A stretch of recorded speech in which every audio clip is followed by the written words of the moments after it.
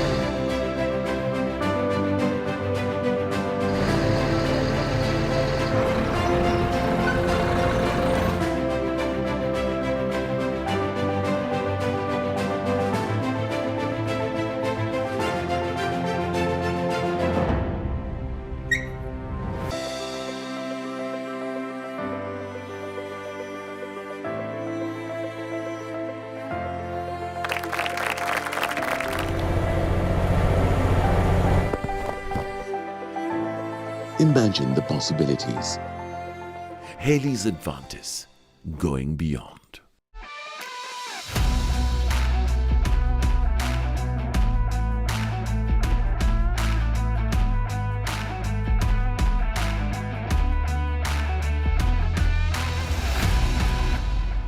Welcome back to High Exclusive. We are yet again with Mrs. Chamila Bandara to go into deeper detail about this great place to work culture. Mrs. Chamila, you mentioned that over time the generations that have come about have changed their work ethics, the culture, everything has changed. Could you explain to us what this change is? What is this generational change you are experiencing? Yes. So when it comes to change over the years, apart from external factors that took place, we've seen the pandemic and we've seen how companies have evolved.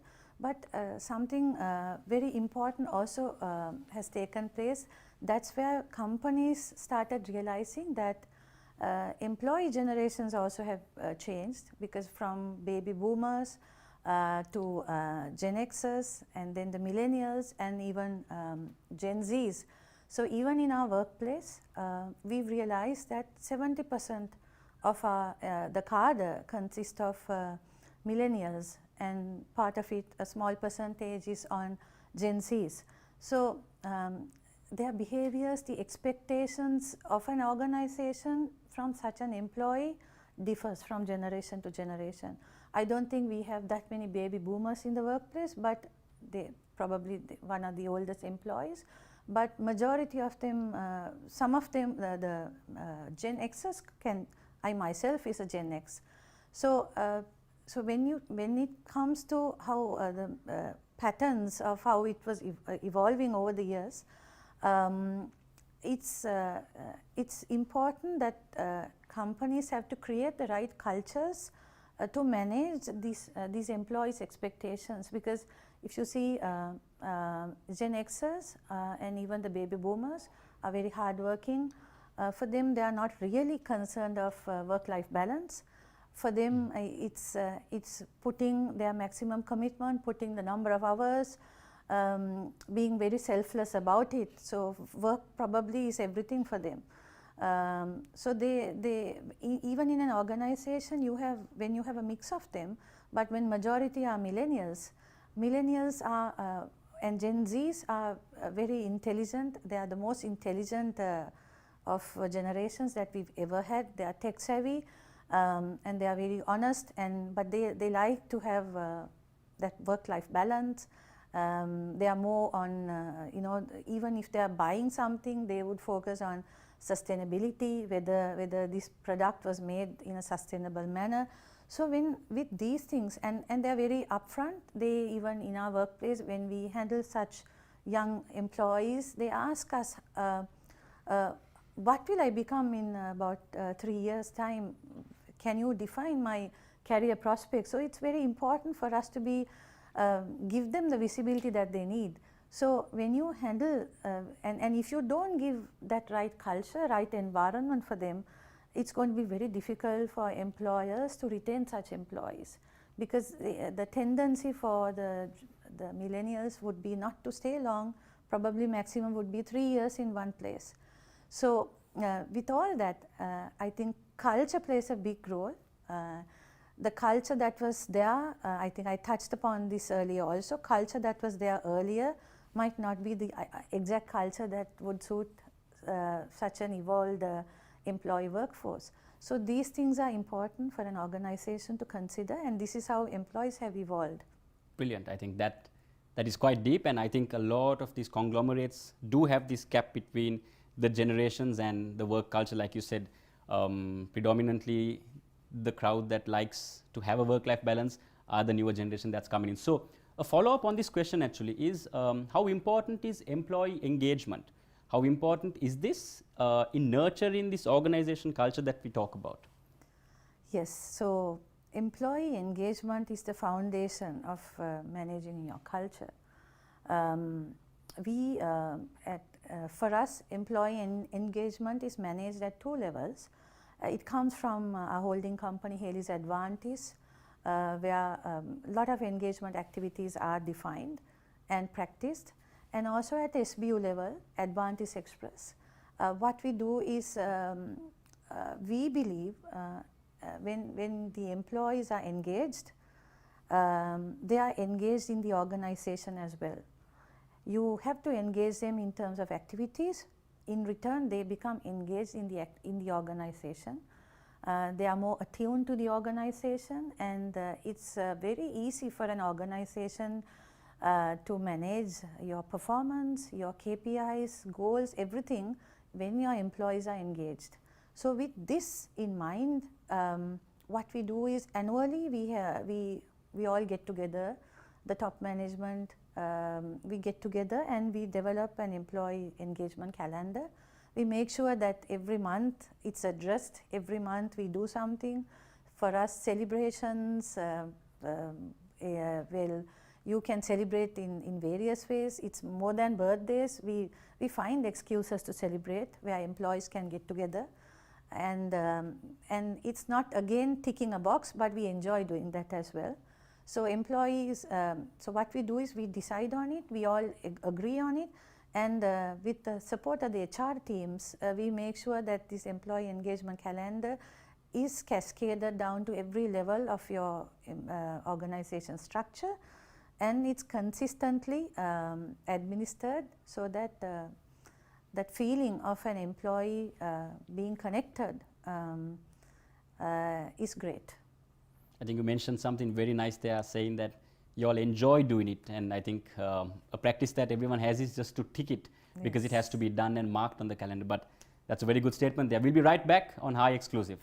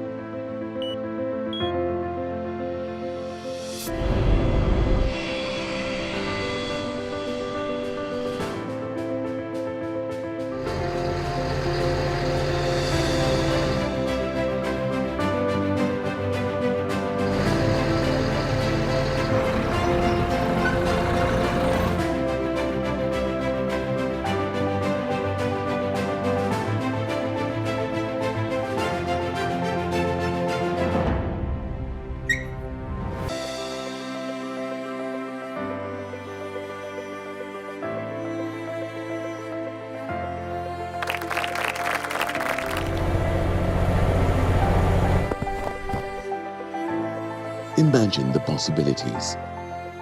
Haley's Advantis, going beyond.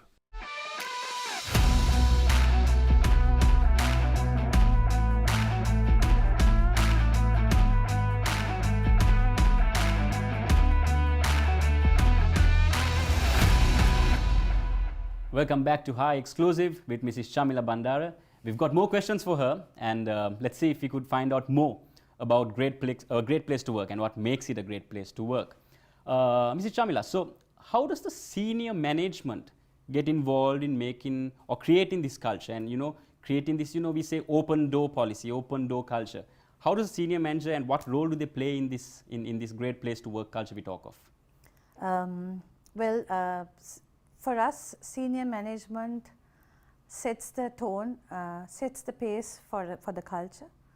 And I think before I get deep into the question, would like to make a statement where the FedEx founder chairman, that's Mr. Frederick W. Smith, says that leaders get out there in front and they set the pace, and they judge themselves, and they're willing to be judged by their employees. So leaders play that role, and even for us, at Haley's Advantis, at Advantis Express, we have some great leaders that really symbolizes our culture. If we are talking about Haley's itself, our chairman, Mr. Panditage, for us, when he says, he always talks about when he wakes up in the morning, he's very wanting to come to office. So that itself explains the passion that he has, And we have Haley's Advantage, our group managing director, that's Mr. Ruan Vaidaratne. He always talks about having the right people is everything for us at Advantage. So all these things talk about how our leaders think about the culture. And for us, it's always a top-down approach because you cannot control the culture unless you have this top-down focus. So at Advantage Express, how we make sure that it happens is we have defined a code for the senior management. We call it the leadership code. So we've defined certain 8 attributes that a leader at Advantage Express should follow. So what we do is we call it the cool boss attributes because we want the bosses to be cool. And so we do a biannual cool boss survey where his team would rate the boss, and the ratings are open. We share it amongst everyone. Even my ratings are discussed and I share it openly by my subordinates vote me. So what we do is it's very open and there's a lot of visibility in that. And we sit together, the senior management team, and we discuss the ratings, how we can improve. There were instances when some of the leadership team members said my ratings were low, and we help each other, we understand. So when this assessment happens, it's very, the system corrects itself, so we get feedback and we work on improving it. So this is the senior management role that happens, and also what we really stress is that they have to walk the talk. And we always say that the senior leadership team, you have to, when I advise the team, I always tell them that you are always inside a glass box. How you turn, how you walk, how you talk, whatever you do is judged by your employees. It's seen by your people. And it's important that you do the right thing. And even when you have practices, when you have established rules in the company, the senior management cannot violate it. You need to really adhere, then the rest will happen automatically. Your employees will see it. So for us, senior management team, setting that pace to the culture is a very important element. I think even by the words you're using itself, it kind of speaks out to me that this great place to work culture you have, even within the senior management, there's a lot of trust, a lot of dependability, a lot of accountability, and that itself is giving me goosebumps. So that's something really good to hear. And one more thing for you, the philosophy of a great place to work. How can organizations practice this? And what is this philosophy? Well, you touched upon the word philosophy. Philosophy for me is a way of life. So how can we make it, how can we make the great workplace a way of life so that it will not change from leader to leader, from head of a department to another? When people change, your culture shouldn't change. So it has to, it's a mix of lot of things. But what I feel is when you have defined your culture, probably some companies have a culture canvas like the one that Haley's Advantage is working on. We are defining every element of your culture so that it is visible. When it's published, what happens is your activities, your KPIs, your measurements should revolve around that. You need to be able to assess it. Culture cannot, you can't just put my values on a piece of paper, hang it in a wall and expect the culture to work itself. It's not going to happen. So what is, how you set the pace is once you define it, you work around it to make sure that it happens, that you execute it, and then when there are deviations, because when you do assessments like Great Place to Work survey, it's one example that we do, but then we also do other surveys. So all these surveys would tell you certain stories. So from these stories, you have to realign your activities if you think it needs to be realigned. Once you do that, and then the practices are formed, norms will be set in the company. Behaviors, because anything when you practice over a long time, it becomes a habit. So what is important is for employees to form, for employer and the employee both, to form right habits. the habit becomes very easy to flow through in an organization, and definitely it becomes a philosophy, it becomes a way of life, and then the culture will flow in it itself. I think a habit can become an addiction, and if you're addicted to the place you're working for and at, makes this a greater place to work. So these are insightful thoughts, and I think it would help a lot of us who probably belong to conglomerates, who belong to organizations, and that are also engaged in this whole GPTW survey that we talk about.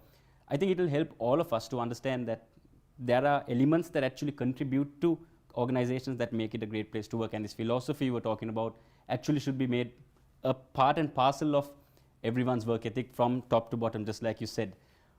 Thank you very much for honestly joining us at High Exclusive, and it has been an honor to be able to actually understand your thoughts and where you're coming from with the whole GPTW aspect to organizations. Thank you, Mrs. Chamila Bandara, and you're hearing from High Exclusive. See you next time.